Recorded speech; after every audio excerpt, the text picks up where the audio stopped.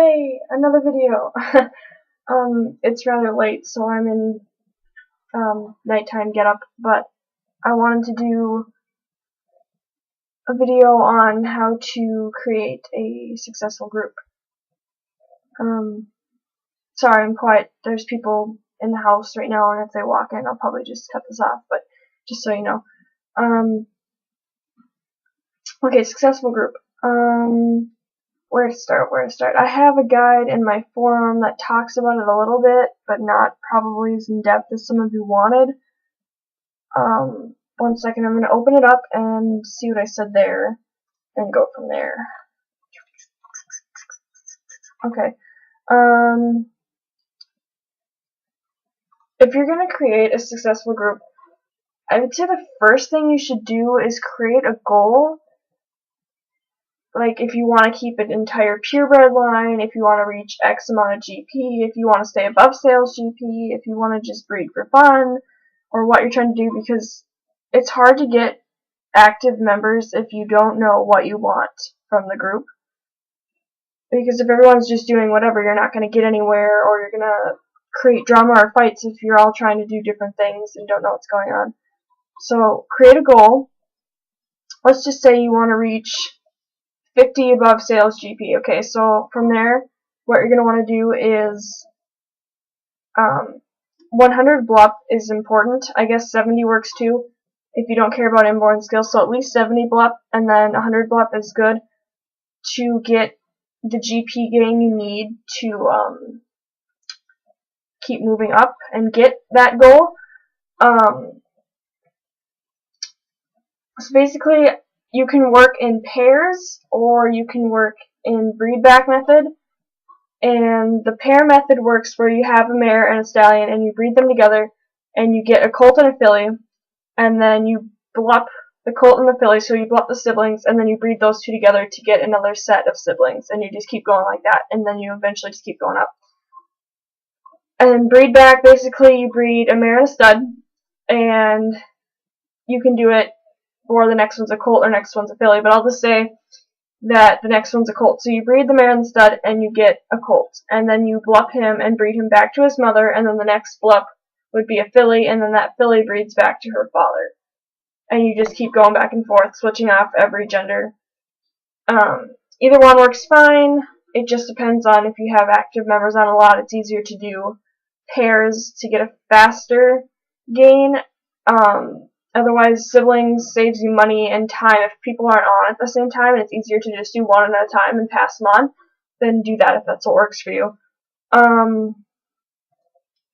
Yeah, another thing that people forget or make the mistake of is you don't work together. Like, you share an affix, but basically you're all just doing whatever you feel like. If you're going to try and get somewhere or get to a certain level on the GP boards or above sales or whatever, you have to work together, period. There's no way around that.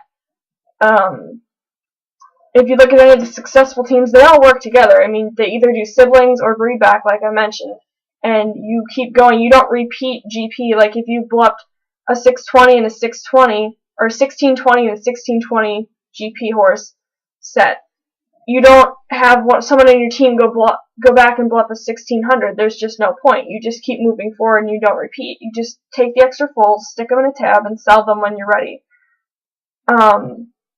That's the other thing, is you have to establish a sales GP. If people are just throwing horses in the sales, then there's going to be no value and people can just pass you easily. That's why sales GP is there, so the top groups don't lose what they've worked for.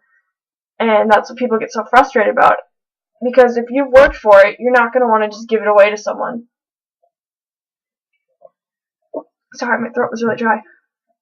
That's what sales GP is about. I'll probably make another video about that later. But yeah, establish a sales GP. If there's already one there, then stick to it. There's no use stepping on anyone's toes or just throwing horses in sales. That'll ruin it for you and the other team. Okay, so work together, 100 blup.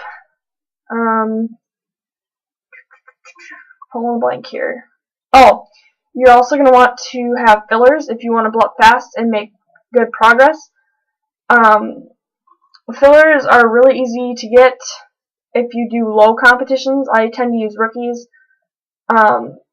if you do higher competitions, you're going to have to specialize them a little bit, like train them in certain areas to make sure they can see certain levels to fill for your bluff.